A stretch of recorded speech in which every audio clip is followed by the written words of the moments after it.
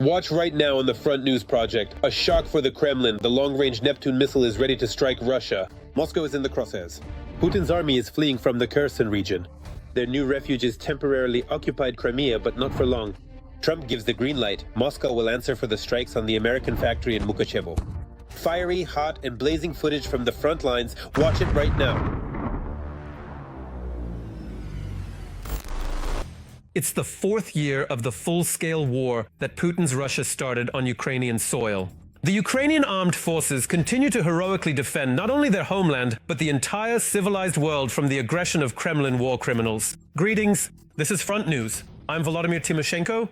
Over the course of the next 30 minutes, you will receive the unvarnished truth about the ongoing war, meticulously brought to you by our dedicated journalists reporting directly from the most intense combat zones.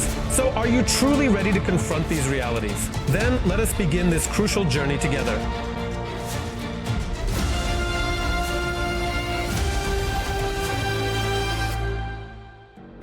And we're starting right away with exclusive material. For the first time in Ukraine, the long-range modification of the T-360 Neptune cruise missile, known as the Long Neptune, has been officially unveiled. We're talking about a missile capable of striking targets at distances of up to 1,000 kilometers. But that's far from all the bad news for the enemy. The General Staff has confirmed the strikes on the Ust-Luga terminal and the oil refinery in the Samara region. Meanwhile, the Novochakhtinsk oil refinery, the only operating refinery in the Rostov region and the main supplier of petroleum products in southern Russia, has been burning for the fourth day in a row. All the details are in our report. A successful offensive operation. The occupiers lost about a company of personnel. The main intelligence directorate of the Ministry of Defense and the Third Corps drove out the Russians and regained control over the settlement of Novomikhailivka in the Donetsk region. This allows Ukraine's defense forces to strengthen their defensive positions in this direction and, moreover, to improve the capabilities of Ukraine's defense forces in using unmanned aerial vehicles and, accordingly, taking into account the terrain to improve the overall nature of the defense forces' positions for further repelling attacks by the occupiers. The Kremlin is striving to seize the entire territory of the Donetsk region, which has long been a target of the Russian dictator. In particular, he stated that he would freeze the war in exchange for full control over the region. But the defense forces continue to push the enemy back and fight for every inch of Ukrainian land. At the moment, the occupiers are tasked with taking control of the largest industrial centers. These are Sloviansk, Kramatorsk, Druzhkivka, and Kostiantynivka, plus the Pokrovsk agglomeration, Pokrovsk, Mirnohrad, and Dobropilia. In other words, the occupiers are well aware of the scenario ahead, extremely heavy losses in personnel and equipment, and accordingly an active phase of hostilities that, according to British intelligence, could drag on for several years. This scenario is referred to as the up to 5 years plan for establishing full control over the Donetsk region. That is why, accordingly, the occupiers are trying to exert military and political pressure on both the United States and Ukraine. Moreover, the Ukrainian armed forces are successfully attacking the enemy in the rear. Special Operations Forces and the Security Service of Ukraine struck an infrastructure facility at the Ust-Luga Sea Terminal in the Leningrad region. The Ust-Luga Sea Terminal is considered one of Russia's key logistics hubs in the Baltic Sea. It is actively used for exporting energy resources via the so-called Shadow Fleet, which operates in circumvention of international sanctions.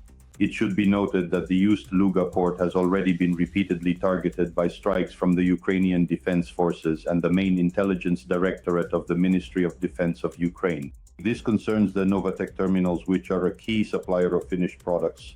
Once again, I want to emphasize that we are talking about petroleum products with end consumers including India, the People's Republic of China, as well as a number of European customers. The Novochakhtinsk oil refinery, which is the only currently operating refinery in the entire Rostov region and also serves as the primary and most significant supplier of essential petroleum products throughout southern Russia, has unfortunately been continuously burning for the fourth consecutive day in a row. Let's move to a safe distance. It definitely will. It will indeed. More? It hasn't stopped for even a single minute, not at all. Since the beginning of August, at least 10 major Russian energy facilities, including refineries, have been hit by drone strikes. At least 4 plants have halted production. And while Russia is dealing with the aftermath, Ukraine has for the first time unveiled its new missile, the long-range Neptune. It is capable of striking targets at distances of up to 1,000 kilometers. Initially, the range of the R-360 Neptune missile was about 280 kilometers. The warhead has also been increased. Previously, the warhead weighed about 150 kilograms. At the moment, the tactical and technical specifications have not been disclosed, but it is a significant increase specifically in the warhead of this missile. Ukrainian naval marines have also recently unveiled their very own surface drone, which they call the Barracuda.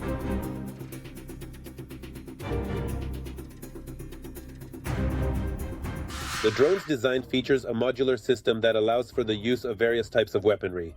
The released video shows the use of single-shot grenade launchers. The drone is also capable of laying mines in the water area. Meanwhile, the Trump administration approved the sale to Ukraine of more than 3,000 air-launched IRA missiles, with a strike range of 250 to 450 kilometers. These missiles are intended for the destruction of ground and naval targets. Once again, I want to draw attention to the quantity and the technical and tactical specifications. In other words, what we're talking about is that at this point, if the United States makes a positive decision, Ukraine's defense forces could have total control over legitimate military targets on the territory of the Russian Federation, including up to Moscow. The thing is, these missiles have been specifically modified for the F-16s, which have already been delivered to the Ukrainian side, and there are about 100 of these aircraft. Accordingly, if they enter Russian airspace, the range for striking legitimate targets on Russian territory increases significantly. The deal is included in a military aid package worth $850 million, which is largely funded by European countries and also provides for the supply of a number of other weapons. Now, let's analyze the operational situation on the much-suffering Pokrovsk direction of the front. The bloody rampage of the enemy army continues here as well. Since the beginning of the day on the Pokrovsk direction, the Russians have attempted 38 times to break through Ukrainian defenses in the areas of the settlements of Zatishok, Nikanorivka, Novoshakove, Novoekonomichne, Udachne, Shakove, Mairolyubivka, Mykolaivka, Sukhetske, Lysivka, Zvereve, and towards the settlements of Rodinske, Novukrainka, Krasny Lyman, and Pokrovsk. Currently, 2 combat engagements are ongoing. I'm not happy about it. That is exactly how briefly, and without any clarification, US President Trump answered journalists' question about whether he had spoken with Putin regarding the attack on the American factory in Mukachevo. Not long ago, 2 missiles struck there, a large fire broke out, and 26 people were injured. The factory, built with American investment, is a civilian facility. There is no military production whatsoever, the workers and the leadership of the regional military administration assure. All the details are in the report by TSN correspondent Ala Pass. The company is calculating its losses and considering the possibility of restoring production or relocating it. It was a strategic enterprise for the region. This year, it paid almost 300 million hryvnias in taxes. Meanwhile, the workers already realize they are out of work, at least for some time. This couple lives in a village a few kilometers from Mukachevo. They say that from the 2 explosions at the plant, which happened one after another, their window panes almost blew out. And now they've come to see what the Russians have turned one of the largest enterprises in Zakarpattia into. A total of 2,600 people were employed here, and of those, 600 individuals were actively on shift.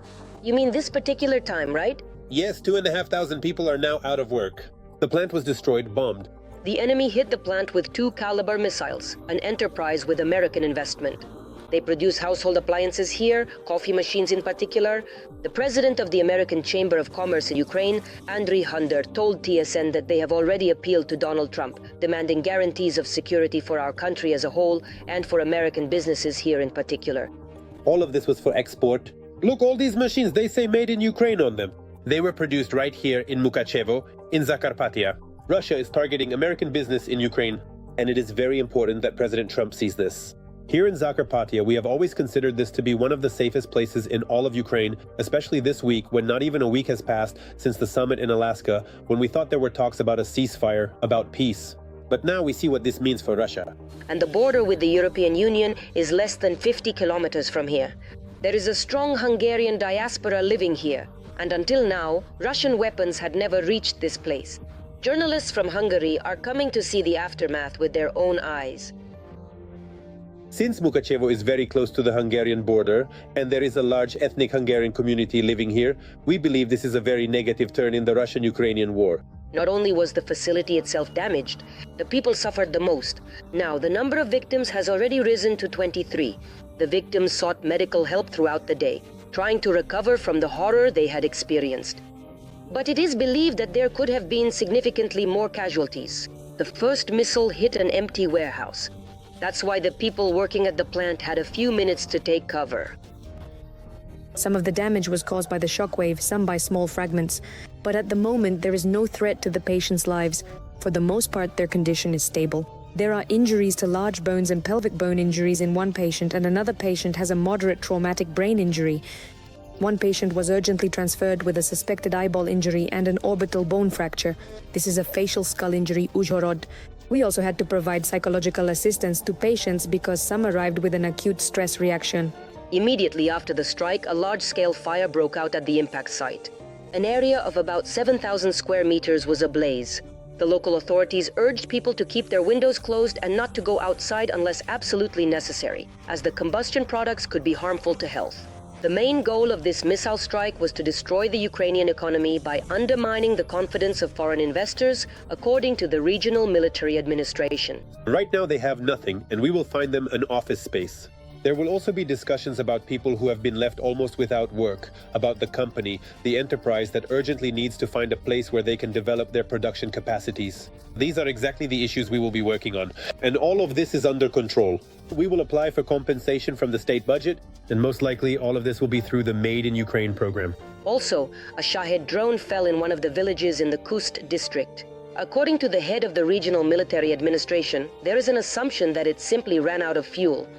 No people were injured, but a farm building, a power line, and windows in a residential house were damaged.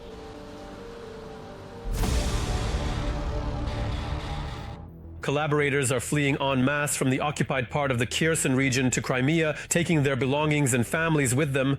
This was reported by the partisans of the Atesh movement. In addition, it is reported that the occupiers have started burning their own military equipment in the Kherson region. What is actually happening there with them? We have found out the reasons for the panic that has begun. Let's watch. Collaborators are fleeing from the left bank of the Dnipro in the Kherson region to Crimea. They are actively packing their things and moving their families. This is reported by the partisan movement Atesh. Agents of Atesh report that employees of the occupation administrations and deputies from Hola Pristan, Kakhovka, Nova Kakhovka, and Hornostaivka have started leaving for Crimea. There is active relocation of families underway. Atesh does not specify the reason for the move, but it's not hard to guess. The occupiers are afraid. And it's not just minor collaborators, but also high-ranking ones. For example, Volodymyr Saldo. A few days ago, information appeared online that the so-called governor of Kherson region called Moscow in a panic. Saldo called and said that among local officials in the Kherson region, there are strange rumors going around. Supposedly, Vladimir Vladimirovich only needs the DPR and LPR, and Kherson and Zaporizhzhia regions will be given back to Ukraine. This topic is being actively discussed there. He was told that this is nonsense and that someday we'll take Kherson back. And Zaporizhzhia too, the special military operation, thank God, isn't ending. But it seems that even the collaborators have stopped believing the Kremlin. As a result, there's panic and fear. Fear that Ukraine will soon take back what is theirs. Knowing what the commander-in-chief, the head of the Ukrainian armed forces, General Syrskyi, said, that you can't win a war by just defending.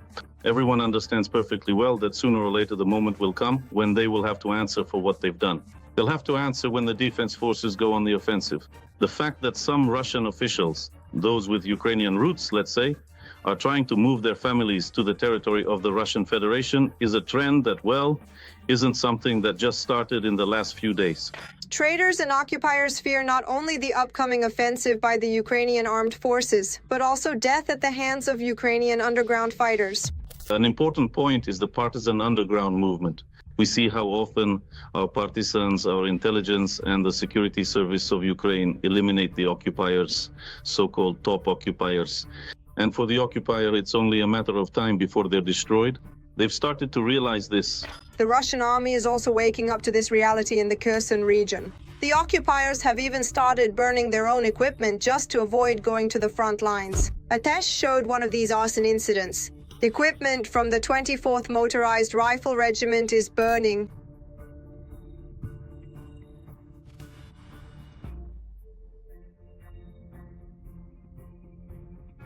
The partisans report that the situation in the regiment is critical.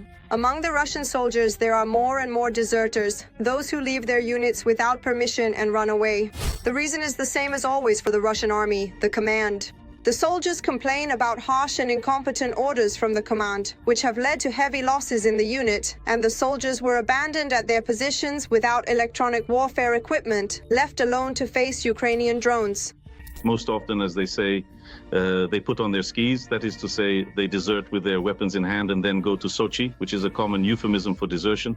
Unauthorized abandonment of one's unit, that's how it's called in Russian, is done in order to run, to escape, and thus try to survive. Some find a way to surrender and become prisoners of war, that's it. But as a rule, such cases of leaving, of desertion, happen quite often. For now, we can't say that Sochi is a mass phenomenon, but these are not isolated cases either. Russian soldiers are increasingly refusing to dance to the tune of their commanders, for whom they are nothing more than cannon fodder. Local traitors and collaborators also understand the inevitability of the Ukrainian armed forces' arrival. But will they manage to escape in time?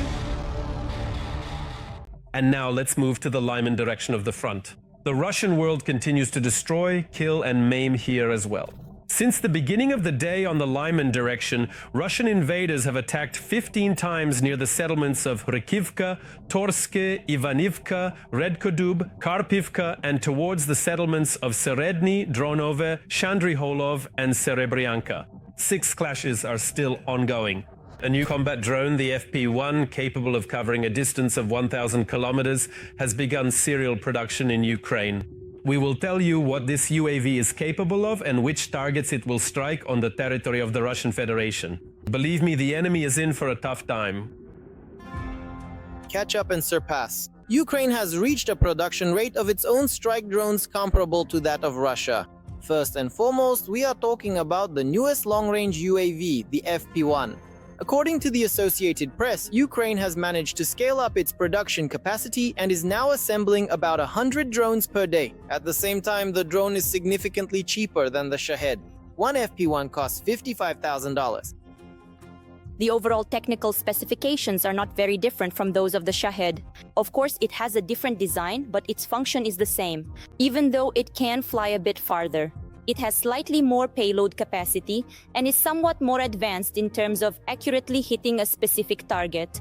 There has never been a case where the FPV-1 accidentally hits civilian objects, so it is very convenient for planning missions, making them safe and highly precise. And it's also 5 times cheaper than the Shahed, which is very useful for our country, which isn't that wealthy. The secret is simple. Experts explain, Ukraine does not have uninterrupted supplies of engines from Iran and China. We don't have the same production capacity as Russia, nor do we have as much money. Accordingly, our engineers simplified everything to the maximum with only one condition: the drone absolutely must reach and hit its intended target. The structural frame of the FP-1 drone is made of plywood. These components are milled on a laser machine. This is a very cheap and mass-produced solution. The skin is then attached to this frame using slot and clamp connections. For a kamikaze drone, which is meant to make only a single flight in its lifetime, one that ends with it simply crashing into a target and exploding, this is not just sufficient, it's the right approach. At the same time, despite its outward simplicity, the FP-1's internal components are quite advanced. The drone is equipped with a whole array of sensors and modules that help it navigate through enemy electronic warfare zones, identify its target, and approach it along the most effective trajectory. Ukraine has overcome a number of challenges that have made it possible to create unmanned systems that meet the requirements of modern missiles. They are accurate in terms of hitting their targets, can bypass electronic warfare systems, and are capable of operating even without satellite navigation systems. So here, in fact, we're talking about technological advancements that we've achieved, and we've come up with solutions that allow us to operate deep within Russian Federation territory. By deep, we mean a distance of about 1,600 kilometers. At the same time, the FP-1 carries a rather powerful warhead over this distance, about 60 kilograms. There is also the possibility of increasing the amount of explosives to 120 kilograms by partially reducing the range. This latest drone can easily reach the Russian capital within its strike zone, circling it twice. Moreover, a range of 1,600 kilometers makes such remote regions of Russia as Udmurtia, Tatarstan, Samara Oblast, Yekaterinburg, Vologda, Kostroma, Perm Krai, Bashkortostan, Yekaterinburg, and even Murmansk Oblast accessible to Ukrainian defense forces. You don't have enough fingers on your hands to count them all. So we understand that Putin's attempt to move his drone or missile factories further from the border hasn't saved him. At the same time, as noted in the Financial Times article, the FP-1 is far from the only Ukrainian strike drone that hits targets in Russia every night. Combined with the production numbers of other UAVs, the total is quite impressive. And now it's time to analyze the operational situation on the Siversk sector of the front. The enemy is becoming more aggressive here as well. On the Siversk direction, the defense forces repelled 10 enemy assaults in the areas of Serebryanka, Fedorivka, Vyemka, Pereizne, and towards Siversk. One combat engagement remains unresolved. Meanwhile, NATO is conducting exercises in close proximity to the Russian border, specifically in Finland. For more than 2 weeks, European and American soldiers will be honing their skills. What exactly these exercises entail and why they are taking place so close to the borders of the Russian Federation, this will be covered in our next segment. The international military exercise Southern Griffin 25 has begun in Finland. 1,600 servicemen from Europe and the United States are participating in the maneuvers. The Finnish Ministry of Defense announced back at the beginning of August that, starting from the second half of 2025, U.S. military forces would be actively participating in exercises on Finnish territory and in the Baltic Sea, thereby increasing their military presence there. Little-known Russian sources are reporting on the alliance's exercises right at the Russian border. Top Russian propagandists, as well as the official Kremlin, remain silent. In recent years, Moscow has observed unprecedented NATO activity near Russia's western borders. The alliance, expanding its operations, justifies this by the need to deter aggression. The Russian side has repeatedly expressed concern over the buildup of the bloc's military presence in Europe. The Ministry of Foreign Affairs has emphasized its readiness for dialogue with NATO on an equal footing, provided the West abandons the militarization of the continent. The Sounding Griffin 25 exercises involve NH-90 transport helicopters and MD-500 light helicopters, which belong to the Uti Jaeger Regiment, as well as F-16 Hornet fighter jets in service with the Finnish Defense Forces. In addition, aircraft from the armed forces of various European countries and the United States will also take part in the maneuvers. After Russia launched its full-scale invasion of Ukraine, Finland, in order to ensure its own security, joined NATO almost immediately. Now, exercises are held here on a regular basis. The Russian Federation periodically raises the issue of a possible armed confrontation scenario with NATO and the new countries that have joined the alliance. Specifically, this refers to Sweden and Finland. Let's recall at least those events when the so-called map of possible territorial claims by the Russian Federation against a number of Baltic countries appeared. Moreover, it was about the possibility of Russian control over the Swedish island of Gotland. These exercises are part of the implementation of the Agreement on Defense Cooperation between Helsinki and Washington, under which the American side will gain access to 15 Finnish military facilities. In a recent interview, Finnish President Alexander Stubb stated that the militarization and preparation of Finland for a possible invasion will continue as long as the war in Ukraine persists. As I have always emphasized, we can't do anything about our geography. We have a history with Russia and we will have a future with Russia. But today, of course, relations are very complicated. In fact, there are no relations because of the war. But someday, when the war is over, new relations will certainly be built. Finland will establish relations with Russia only after the war with Ukraine is over. Putin has united Europe, expanded NATO by bringing in Finland and Sweden, and has effectively increased NATO's defense spending from 2 to 5%. The Russian Federation has repeatedly declared its territorial claims and its intention to protect Russian-speaking populations in the Baltic countries and beyond. That is why Finland and other countries bordering the Kremlin are acting proactively. For now, Russia's main military resources are concentrated on the war in Ukraine. Various dates are being mentioned, of course, 2026 and later dates. So, accordingly, NATO countries, specifically the closest neighbors, countries bordering the Russian Federation or nearby neighbors, are trying to replenish their arsenals with the types of weapons that will allow them to actively resist possible Russian aggression. Recently, the United States deployed 3 B-1B bombers to Norway for NATO exercises to practice cooperation with allies, test combat readiness, and carry out a number of joint missions. The Sounding Griffin 25 exercises on the border with Russia will continue until September 12th. Now let's analyze the operational situation on the Kramatorsk and Toretsk fronts. Putin's army is acting true to form here as well. 4 enemy attacks were repelled in the Kramatorsk direction in the areas of Maiske and Chasiv Yar. On the Toretsk front, the Russians attacked the defense forces' positions 4 times. The enemy's main efforts are concentrated in the areas of Shcherbenivka and Rusiniv Yar, a golf club from a Ukrainian soldier. The president's office revealed what gift Zelensky brought to Donald Trump. The American leader is well known for his love of golf. That's why the Ukrainian team decided to give him a golf club as a gift. And not just any club, but one with a story, because it was given to Trump by Junior Sergeant of the Armed Forces of Ukraine, Kostiantin Kartavtsev, who lost his leg at the front while saving his comrades.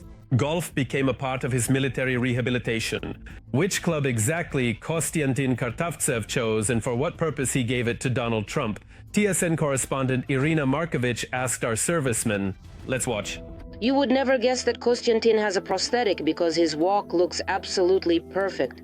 He jokes about his injury at the front. It's not considered a serious injury, as they say among the military.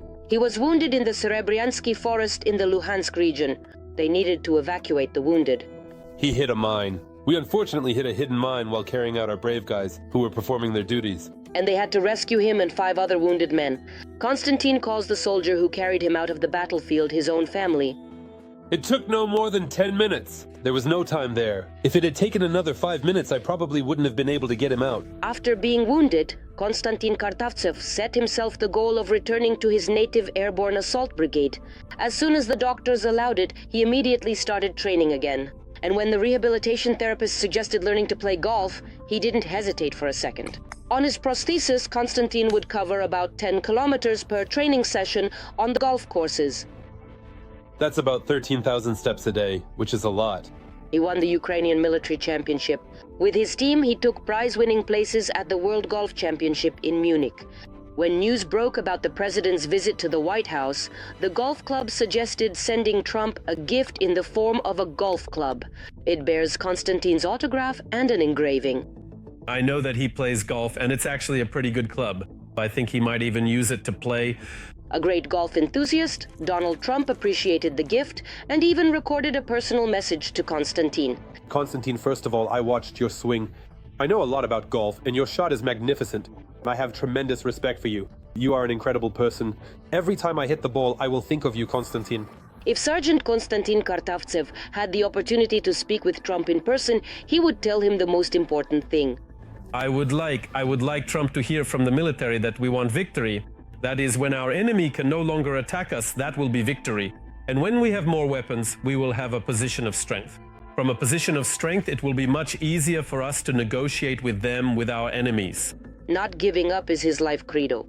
After his amputation, Konstantin returned to his home brigade and is an active serviceman in the Ukrainian armed forces. While he was in the hospital, he proposed to his beloved. We were in Kiev in the hospital.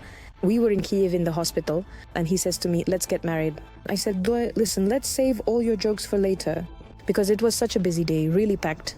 And he goes, no, let's get married. And I was like, no, let's just be friends. And he fulfilled another one of his cherished dreams. The father of 2 grown sons from his first marriage, he always dreamed of having a daughter. A year ago, Nicole was born. I really wanted a daughter, and now all my dreams have come true. Nicole turned 1, and her birthday was combined with her christening. Everyone keeps calling Kostya to ask if he personally saw Trump's address, but today he's just too busy being a dad. His middle son also has a birthday today. As for me today, I'm so busy with the celebration. My kids have both a birthday and a christening today. He has one profound dream left, that his beloved daughter Nicole will never truly know or experience the horrors of war, and that brave Ukrainian soldiers can safely return to their homes and families, allowing them to watch their precious children grow up in a truly free and independent country. That's all for today. But very soon on Front News, you'll see new unique reports from our journalists in the hottest spots of the war. gathered so that you know the truth. This was Volodymyr Tymoshenko with you. Take care of yourselves and your loved ones.